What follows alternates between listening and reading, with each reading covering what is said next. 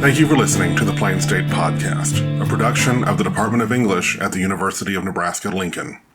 This special episode was produced by the Nebraska Writing Project.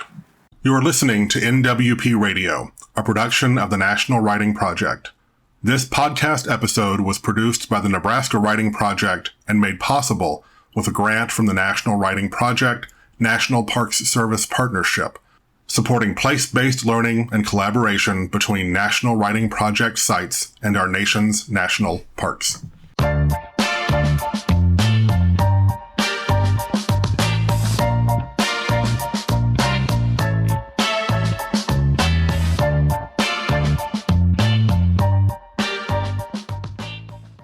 Welcome, listeners, to this podcast, Bare Bones Place-Based Teaching Through the Stories of Agate Fossil Beds National Monument, created by the Nebraska Writing Project as part of the National Writing Project and National Park Service Partnership. We'll get started by introducing ourselves. Sounds good. Sure. My name's Albus Marr. I'm at Agate Fossil Beds National Monument. I serve as a lead park ranger, meaning that I am responsible for the interpretation and education programming here at the National Monument. Hi, I'm Jan Nispel. I'm a retired English teacher from Valentine High School and an adjunct professor for the Mid-Plains Community College Extension campus here in Valentine, Nebraska. My first Nebraska Writing Project Institute was in 1986, and I have been a Nebraska Writing Project board member since 2006. I've had the pleasure of working with Diana Weiss and Albus Marr at the Agate Fossil Beds National Monument, at the Homestead National Monument with other National Park Service rangers, and currently planning for a river experience known as a river float for the high school students at the Niobrara Scenic River with the National Park Service rangers here in Valentine, Nebraska. I'm Diana Weiss, fifth grade teacher at Willa Cather Elementary in Millard, and I've been with the Writing Project since 2004, and I'm one of the lead teacher consultants involved with the National Park Service Partnership, beginning with Agate in 2014 and expanding into Homestead. Today, our podcast will examine the rich platform our classrooms and national park units like Agate Fossil Beds National Monument offer place-based teachers. In this podcast, we will be focusing on the collaboration between the Nebraska Writing Project and Agate Fossil Beds, describing how we developed the paleontological, geological, and early history of the plains stories from this park into a series of workshops designed for teachers. And we'll give an outline of our initial work and show how we built our yearly workshop centered on place. Before we jump into our partnership with Agate Fossil Beds National Monument, I would like to share with you one of the writing activities that we used in the very first teachers workshop that we did with them. We had taken the group up the Fossil Hills Trail to not only identify fossils, but to begin our writing marathon. And to start that writing marathon, we began with an adapted exercise from the book Into the Fields by Sobel. We asked the participants to choose a space and a view that intrigued them and they wanted to examine a little bit more, as we are asking you to do now with a pen and a notebook, and to draw the horizon line as they see it from their perspective. When we were at Agate, we were above the horizon line, so it kind of put it at an interesting level.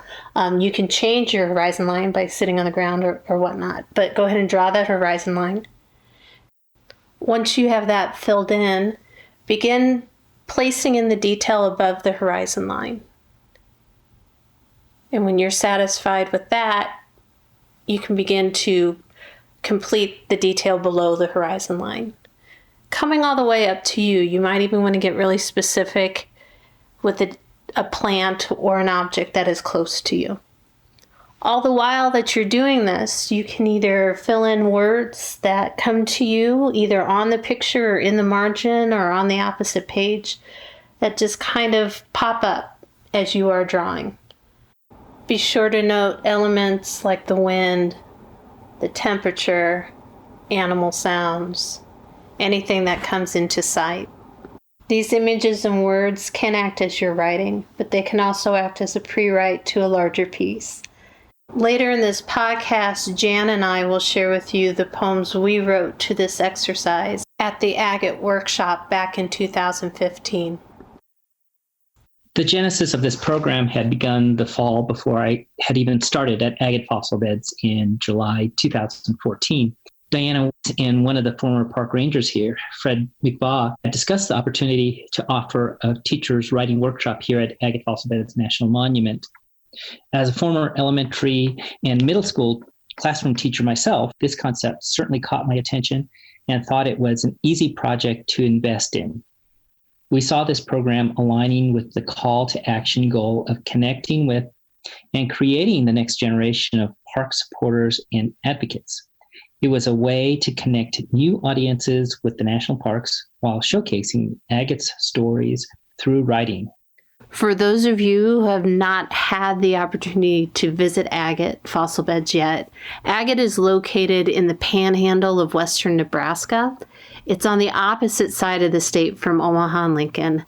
It is twice as close to Denver at 4 hours than it is to us. It is a very unassuming park. It has one visitor center that is nestled in the basin of the Niobrara River. It has two trails, one the Demon Eagles Trail, one the Fossil Hills Trail. But as I discovered on that walk with Fred, it has so many layers of culture and history.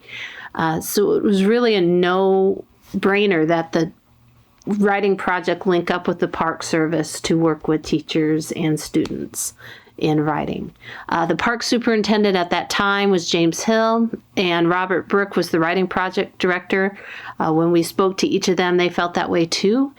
And that's pretty much how it started, true to writing project form, meeting the needs of teachers and interests of teachers and students. As Jan and I have been through this project, we've come to just love being involved in it. It really has, even though the parts of Agate that I can bring back directly into my curriculum come late in my year, it really has reframed how I teach and how I think throughout the year.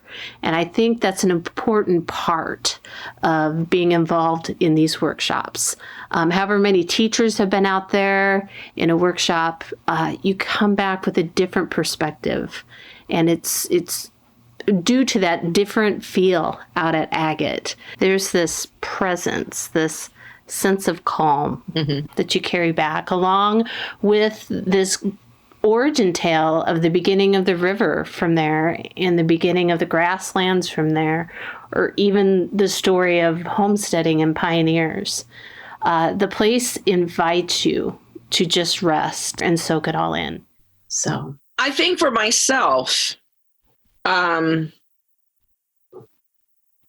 because I grew up in South Dakota and have taught all my life in Nebraska, that there's a certain sense of peacefulness and calmness and appreciation that comes to a person from being able to walk out on a patio at 7:30, 8 o'clock in the morning. And if you haven't heard a meadowlark call at that time of day, or you haven't seen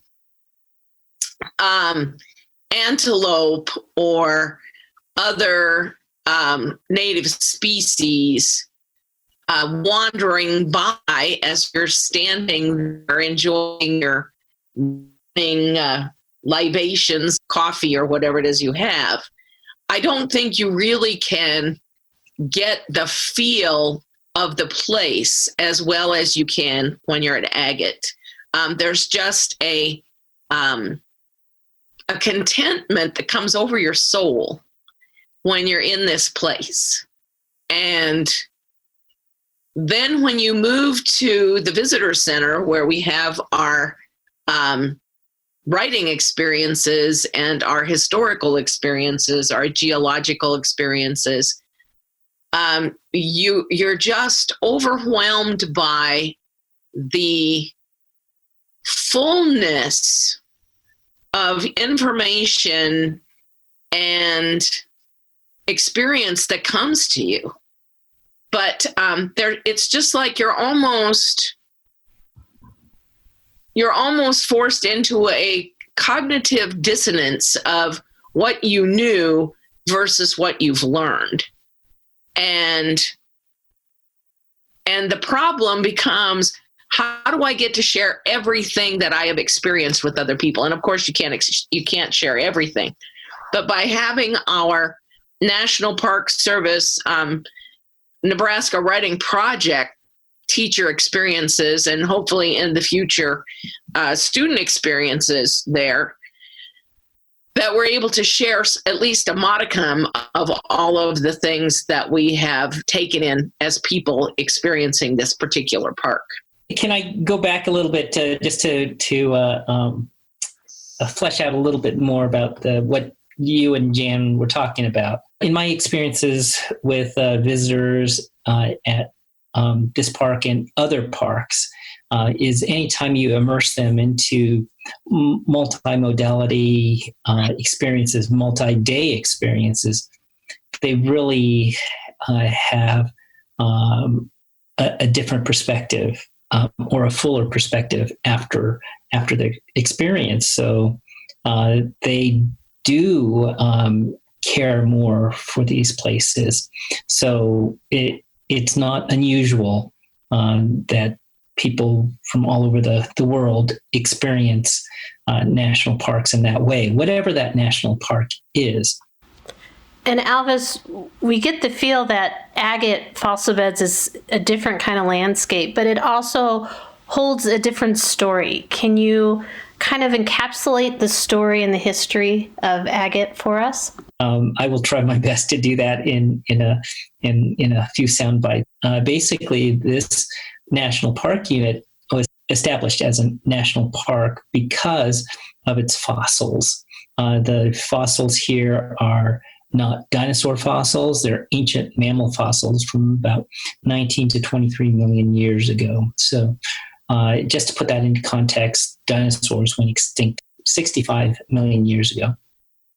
So these are much younger, but these are also much older than what people in the 1800s were familiar with when the fossils were discovered here and studied by major universities and natural history museums from across the country. It was really significant. They didn't know about this time period in between 5 million years ago and 65 million years ago. So when these were found, it was a big deal. So you have this huge gap of 60 million years that people didn't really know much about. So when the fossils were discovered here in the late 1800s and discovered to be mammal fossils, scientists from all over the country came to Agate fossil beds at the invitation of the Cook family.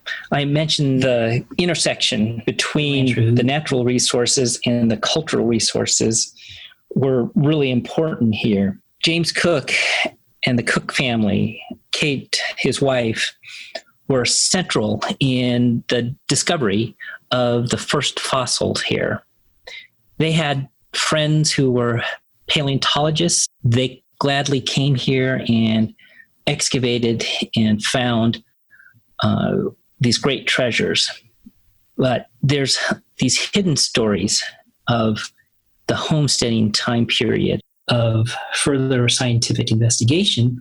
And so he didn't want to have any one organization or any one scientist monopolize the whole place. And so that's why so many different organizations were able to come out here. Going back to the central figure of James Cook, The other major theme and topic of agate fossil beds is the story of the friendship between Red Cloud and James Cook. So Red Cloud, the renowned Oglala Lakota chief, had come into contact years before in the late 1800s, and the two developed this great friendship.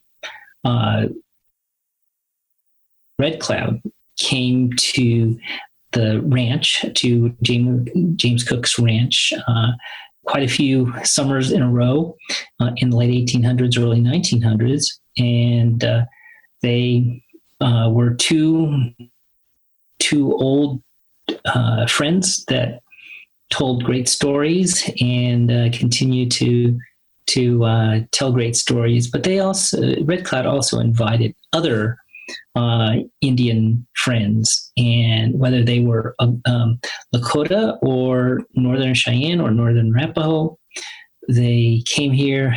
And one of the great things about friends is when you go visit a friend, you usually bring a gift. So these Indians came bearing all sorts of gifts that are in the collections, in the galleries here at Agate Fossil Beds. So it's an unusual national park unit because it has such rich history in both resources in both science and cultural history. So I hope that encapsulates the stories here. But of course, with any national park, there's also the natural history. When you talk about the animals, the modern day animals, the antelope or the birds or the porcupine, the invasive plants trying to kill off the native plants, and the Park Service helping the native plants trying to regain that foothold in the landscape. That's what we do. That's what we, as the National Park Service, do at all these national parks. With the park as unique as Agate, we wanted to capture that in the workshops as well. We knew that the park itself is about 32 miles from the nearest hotel and 50 miles from the nearest supermarket. So we decided a half day would be needed for people to travel from the park. So our first workshop was a 1.5-day workshop, and we focused on exploring the bones of place, the geology of the Demon-Elix Trail, partnered with the paleontology of the Fossils Hill Trail. We did a timeline writing project or activity with the winter count as well. It was kind of a smorgasbord of activities that first time. We found out that it was incredibly short and hard to put everything that Agate is into a 1.5 days. So our second workshop, we opened up to 2.5 days, and we narrowed the topic to exploring the language of fossils. We kept the overall structure somewhat similar to the first, with immersion in primary resources and artifacts, writing marathon, study of place-based writing from Kuzer and Isley, and also getting out into the field. What followed every session that was led by a ranger or a speaker was a writing activity led by a writing project teacher consultant. But what was unique about this time is that Dr. Hunt, Professor Emeritus of Paleontology at UNL, joined us at the beginning to give us an overview of Nebraska's unique history as an inland sea and a fossil bed, and where that falls in the realm of world paleontology. The museum curator did a fantastic job pulling artifacts from the collection for us to look at and write with and write to and write about. Adding some Nebraska authors such as Kuzer and Isley was just icing on the cake. What's amazing about a park like Agate is once you get there, you uncover other pieces as well. So as we worked with the rangers in developing ideas for our next workshop, this story of women came up, and we decided to do our third workshop series, or our third workshop on women of the West. Because of the topic, we altered our presentation style a little bit, inviting women presenters out, one of which was Gretchen Mead, who is the great-granddaughter of James and Kate Cook, and also the family historian. She was generous with her time in the stories she had, whether it be about the actual true story of the homesteading or how Susan B. Anthony came to Wyoming, were fascinating. Within that workshop, we included women from the Cook family, Kate Cook in specific, women who are Native American artists to represent the Native American history of the area. We went to the Pine Ridge Indian Reservation, to the Red Cloud Heritage Center, and met with a woman who was a traditional Lakota artist, and she spoke to our group about the various art forms that she creates based on her traditional cultural background.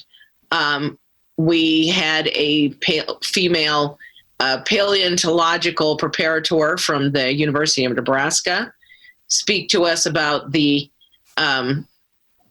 paleontology history and the geography of the area. And it was an extremely enlightening and enjoyable experience, I think, for everyone who was participating.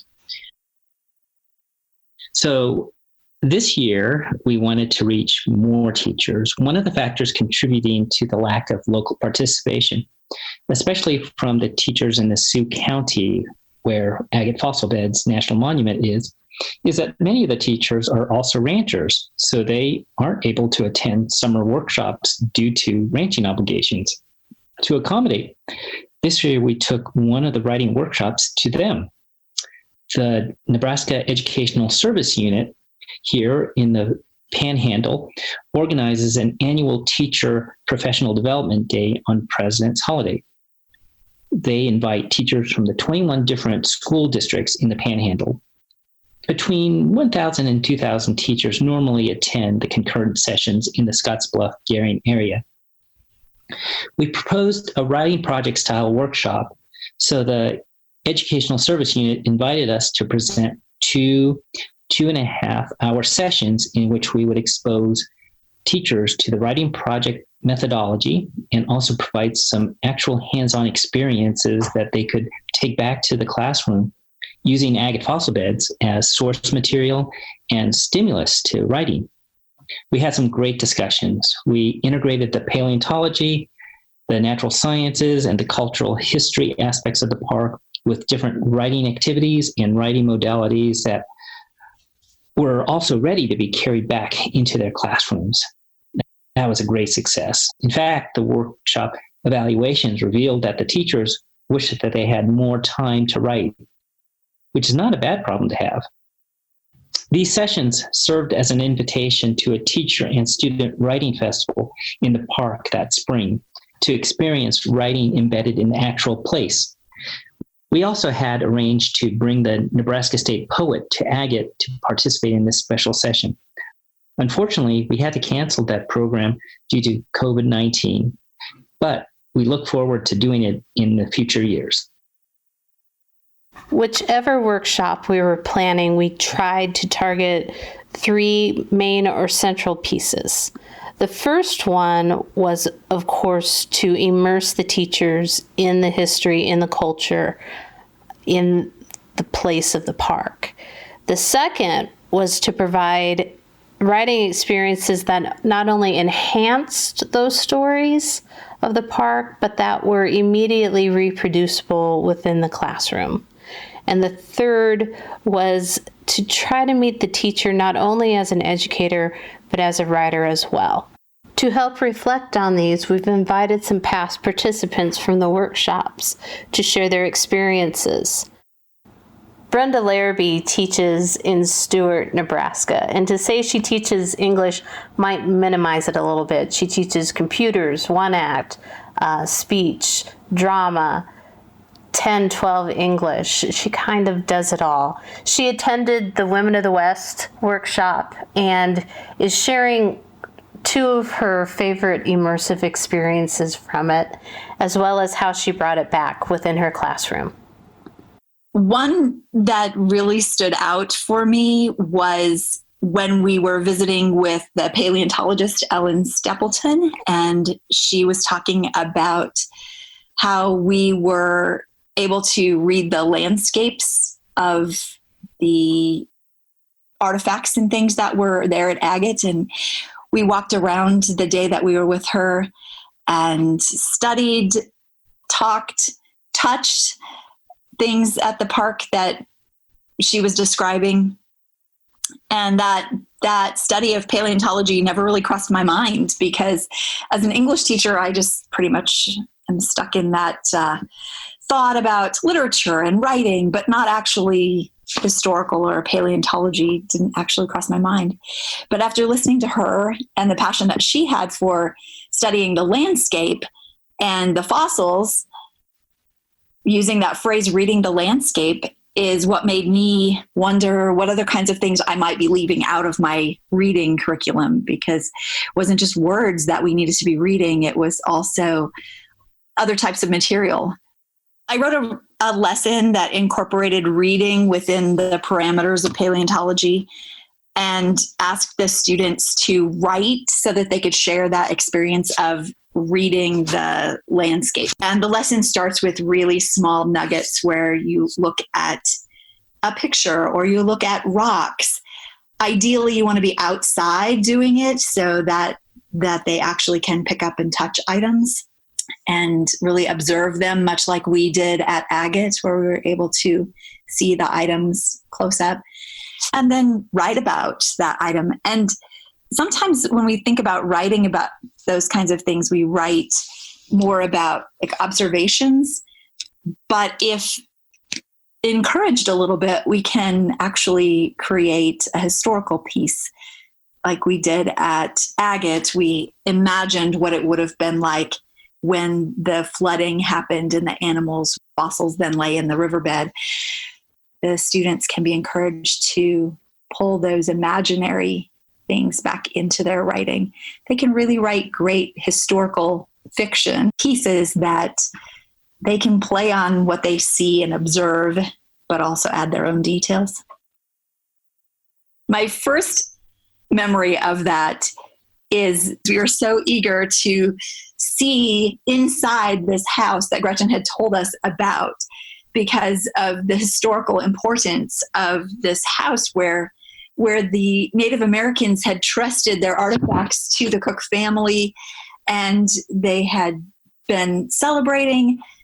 Gretchen had told the story of the birthday party and just those moments. And so it was so exciting to be invited into the house. And once in the house, then we sat and visited for much longer than I thought that we were going to be able to be welcomed. And Gretchen was just so warm in receiving us. And we just had the most delightful conversation about the things that she remembered from the house, and she toured us through, and we got to see the places that were in the clip that she had shared with us. I can't remember the publication that it was in. It was in the Nebraska land, and the story is called Birthday with the Sioux. I do remember us reading that story and just falling in love with the perspective. Well, I felt like as we read it and Gretchen listened to us read, just watching her face as we were reading and seeing her acknowledging nods and just the smile that was on her face, recollecting about being in that experience firsthand. I think hearing the words spoken back to her from the piece really moved her, and therefore created that bond between all of us being in that space at the same time and sharing that moment. Tess Sykes teaches English at the Henry Dorley Zoo Academy program here in Omaha. It's a program that accepts students from area high schools who are interested in studying STEM through the lenses of science, math, and English. Tess has attended 2 of the workshops out at Agate and has also served as a teacher ranger teacher. She speaks on her experiences there and how they framed her teaching. I mean, as a person, not only the place, but the people who were there, the fact that there were science teachers and there were English teachers and there were rangers and there were scientists and there were families who were connected to the land and to that space for generations. Being in that environment and hearing the positivity and how other people were working with their students and the overall love for students and students learning was really inspiring to me as a teacher. And I really feel like both experiences at Agate really helped me fill my bucket as far as being a teacher and really focusing on students in that way. And the place in my teaching, oh my goodness, there is just so much there, whether it be the paleontology or the archaeology, the history of farming and ranching in Nebraska. And the Cook family did such a fantastic job of preserving so much. There are so many resources there. Really, I thought what it answered best for my students as well is that we read a lot of literature or classics from authors who came from back east. And there's not as much focus on authors who are from where many of my students are from here in Omaha or Nebraska. And so the volume of material available from the Cook family and that the Nebraska Park Service helped me to collect to help my students was a fantastic resource that is just invaluable to helping students understand really where they're from and the amount of materials that are available for them to work with right here. I have to admit, I have loved so many of the activities that we've done in the workshops that when I am looking for something or when I'm struggling to figure out how to connect students, I go back to many of the activities that were introduced at the different Agate workshops. And not only that, but I want to make sure and note at the first workshop, I was introduced to a book called Into the Field, A Guide to Locally Focused Teaching, published in 1996. And a lot of the activities that I use in my classroom or the basic ideas for them come out of that book. It's very close to my heart, I think.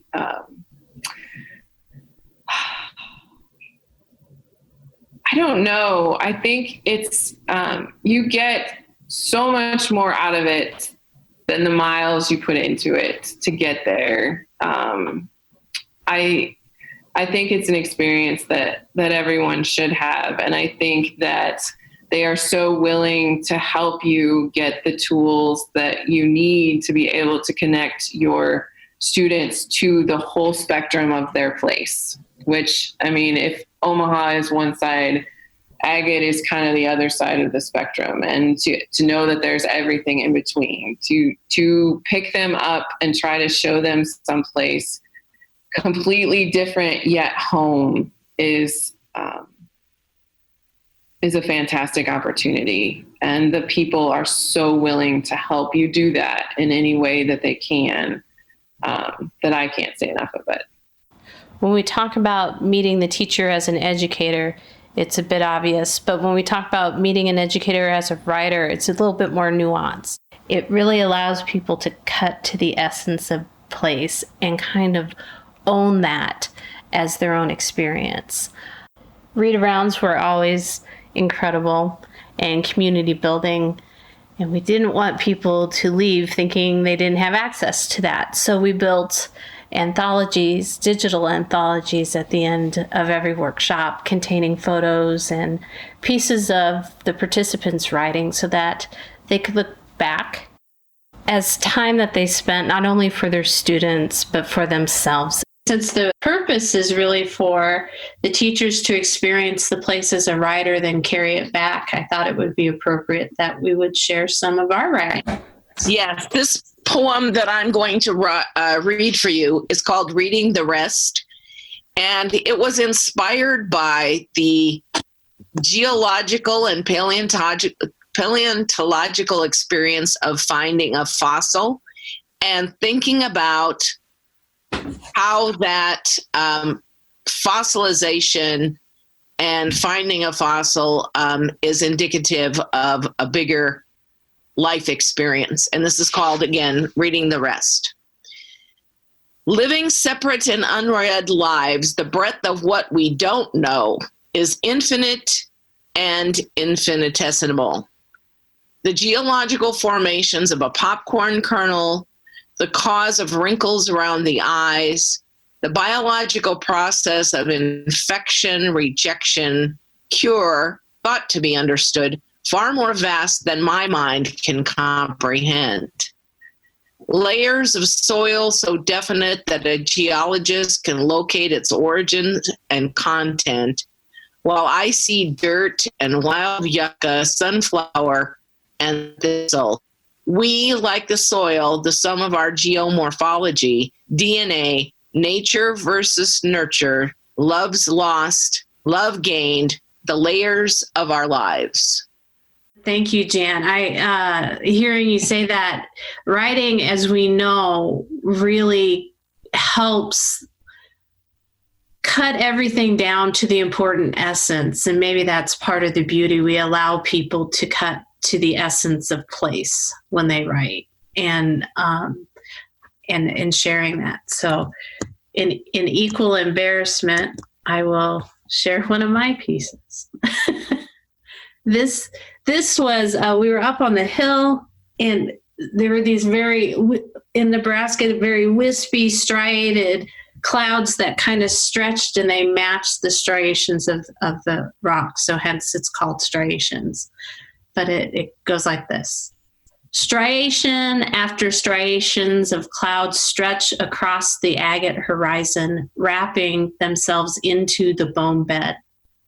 Here the wind carries the story of place, sediment by sediment, over the top and down the advancing edge of rock. And it is left to us with untrained eyes to decipher its message through the rock, through the plants, and through the soil around us and the chatty flies. I always enjoy hearing people read what they wrote. I know, and reading it in the places is wonderful too, but it does take you right back there, doesn't it? Yes, it does. Certainly with the excitement that you two bring to the national parks, and not just here at Agate, but also at Homestead and Niobrara, a national scenic river.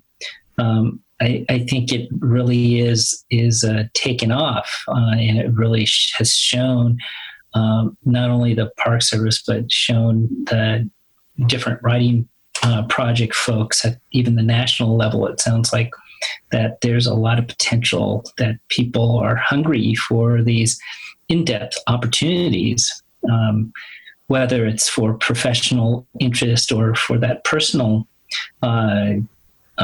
interest. So, yeah, good work. Yeah, I agree.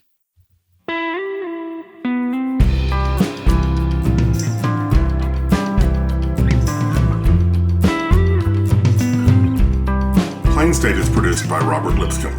Post-production by Stephen Ramsey. Music by Shadows on a River. On behalf of the Department of English at the University of Nebraska-Lincoln, thank you for listening to the Plain State Podcast. Tagline forthcoming. Tagline forthcoming. Tagline.